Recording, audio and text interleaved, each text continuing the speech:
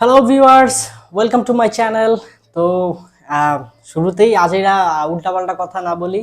তো much awaited film রাজনীকান্ত স্যারের কুলি কিন্তু আমার দেখা একদমই ডান। তো আমি কিন্তু ওয়ার ট্যুর থেকে কুলিটাকে সর্বপ্রথমে প্রাধান্য দিয়েছিলাম, কারণ এখানে ভরপুর স্টার কাস্ট আছে। এটা হচ্ছে একদম প্যান ইন্ডিয়ান মাস মাসালা ফিল্ম।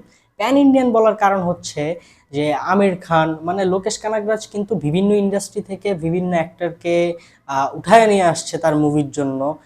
আমির খানকে ধরা যাক, শ্রুতি হাসান, সত্যরাজ, এরপর সুবিন শাহির, আরও আদার্স অনেকে আছে। তো এটা কিন্তু এক এক ইন্ডাস্ট্রি থেকে এক একজন। তো এটা কিন্তু একদম আসলেই একদম ঠিকভাবেই বলা যায় যে এটা হচ্ছে প্যান ইন্ডিয়ান ফিল্ম।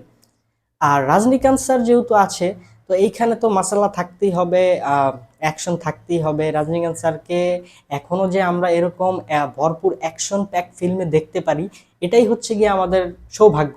কারণ ৭৫ বছর বয়সে এসেও যে একজন বুড়ো মানুষ কিভাবে তার ইন্ডাস্ট্রিটাকে কাঁধে নিয়ে চলতেছে, সেটা আসলে ওনাকে না দেখলে বোঝা যাইত না।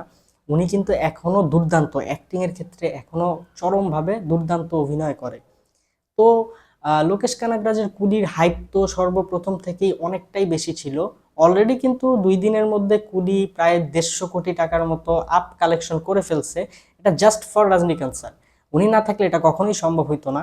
আর শুরুতেই বলে রাখি যে এলসিইউর কিন্তু এটা কোনো অংশ না। কুলি হচ্ছে একদম ভিন্নধর্মী একটা মাস মাসালা এন্টারটেইনিং ফিল্ম। এটা এলসিইউর কোনোভাবে অংশ হতে যাচ্ছে না। এটা আমি বলছি না, এটা আমাদের ডিরেক্টর লোকেশ কানাগরাজ সর্বপ্রথমেই কনফার্ম করছে। সবাইকে আমার চ্যানেলে স্বাগতম। যারা এখনো আমার চ্যানেলটি সাবস্ক্রাইব করো নাই, সাবস্ক্রাইব করে অবশ্যই পাশে থাকো। নতুন নতুন মুভি এক্সপ্লেনেশন ভিডিও, আবার রিভিউ আর নানা ধরনের শর্টসের জন্য আমার চ্যানেলটা এখনই সাবস্ক্রাইব করো। তো আসা যাক মুভির গল্পে। আচ্ছা, মুভির গল্প না বলি, আসলে একদম স্পয়লার ফ্রি একটা রিভিউ দিতে চাই। এরপরও একটুখানি বলতে চাই, মুভির গল্পটা হচ্ছে যে দুই বন্ধু থাকে। একজনের মেয়ে খুবই অসহায় হয়ে পড়ে তার বাবা মারা যাওয়ার পর। রজনীকান্ত স্যার তার দেখভাল করার জন্য সাহায্য করে। এখান থেকে আসলে গল্পটা শুরু। মুভির ফার্স্ট হাফে তো সুবিন শাহের একদম মাথা নষ্ট করা অ্যাক্টিং করছে। সেকেন্ড হাফে অনেকটা ইমোশনাল সিন ছিল, কিন্তু ক্লাইম্যাক্সে যখন যাচ্ছিল তখন আমার কাছে একটা অ্যাভারেজ অ্যাকশন ফিল্মের মতো লাগতেছিল। তো এটাকে আমি আসলে রেটিং দিব হচ্ছে 3.5 আউট অফ 5।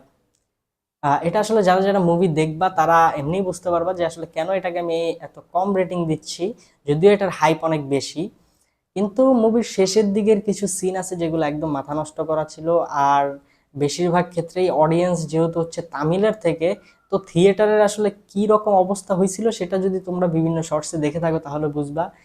রজনীকান্ত স্যার স্ক্রিনে আসলেই কিন্তু অন্যরকম একটা উদযাপন শুরু হয়ে যায়। তো যারা যারা এখনো এই মুভিটা দেখো নাই তারা অবশ্যই হলে গিয়ে সিনেমা দেখো, পাইরেসি থেকে দূরে থাকো। পাইরেসি করা মুভি আসলে আমরা যারা দেশের বাইরে থাকি, ইন্ডিয়ার বাইরে থাকি, তারা অবশ্য পাইরেসি করা ছাড়া তো মুভি দেখতে পারি না। তা আমার ক্ষেত্রেও একই অবস্থা, আমিও কিন্তু অন্যান্য ওয়েবসাইট থেকে ডাউনলোড করেও দেখছি। তো আমি কাউকে ডেসক্রিপশন বক্সে লিঙ্ক দিব না।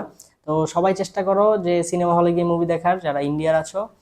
আর যারা এখনো আমার চ্যানেলটি সাবস্ক্রাইব করো নাই তারা অবশ্যই সাবস্ক্রাইব করো। আর কুলি মুভিটা নিয়ে এক্সট্রা কিছু যদি বলতে যাই তাহলে এটা স্পয়লার ছাড়া কিছুই হবে না। কিন্তু আমার মতে রজনীকান্ত স্যারের মানে আমি জাস্ট মুভিটা দেখছি শুধুমাত্র ওনার জন্য, আদার্স কোনো একটার জন্য না, শুধুমাত্র আমি ওনার জন্যই মুভিটা দেখছি। ওনার এক একটা অ্যাকশন প্যাক সিকোয়েন্স, উনি কিভাবে স্ক্রিনে আসছে, ওনার first half, second half, climax, সব মিলে দুর্দান্ত। ওনাকে নিয়ে আমার কোনো অভিযোগ নাই। কিন্তু লোকেশ কানাগরা চাইলে আসলে ক্লাইম্যাক্সটা একটু দুর্দান্ত করতে পারতো। যদিও যা হয়েছে আলহামদুলিল্লাহ ভালো হয়েছে, সুন্দর মুভি হয়েছে। এর থেকে ভালো আসলে তার হয় না। ৩৫০ কোটি টাকা বাজেটের মধ্যে খুবই সুন্দর একটা মুভি হয়েছে। তো যারা যারা এখনো মুভিটা দেখো নাই তারা অবশ্যই দেখো। আর আমার রিভিউ যদি অবশ্যই কেউ দেখে থাকো তাহলে অবশ্যই প্লিজ আমার চ্যানেলটা সাবস্ক্রাইব করো।